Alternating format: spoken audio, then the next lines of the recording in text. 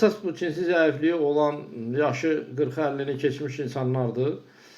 Müraciət edirlər ki, bəs bir dənə belə yaxşı reklam edirlər, filan həkim də deyir ki, bundan için yaxşı olacaqsınız. Yəni, mən sizə bir şey deyim konkret. Heç vaxt yaxşı dərmanı heç kim reklam eləmir. Başınız, yaxşı dərmanları biz xahişlə, minnətlə, əlavə pul verərək, xaricdən, Rusiyadan, Türkiyədən gətiririk. Onlar burada tapılmır. Yəni, heç kim onu bizə gətirib belə reklam edib, vermir. Özümüz axtarırıq, çətinliklə gətiririk. Bu bir. İkincisi, hansısa bir dərmanla, yəni, bütün dərdlərə dərman tapmaq mümkün deyil. Yəni, belə bir şey olmur. Yəni, cinsi zəiflikdə bir dənə tabletka içəsən, hər şey düzəlsin. Belə bir şey olmur.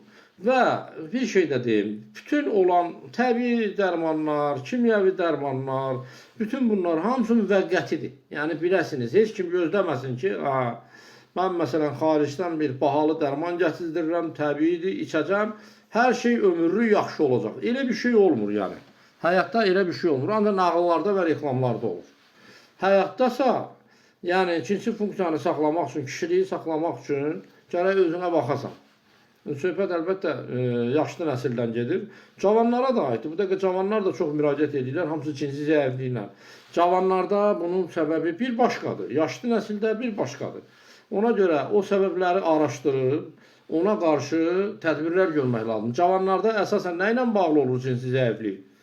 İnfeksiyalarla, düzgün olmayan cinsi əlaqələrlə, cinsi ekseslə, yəni ki, birdən-birə çox cinsi əlaqədə olmaqla, bir də uzun müddət olmamaqla bu cinsiyyət orqanlarının işini pozur. Yəni, belə eləmək olmaz.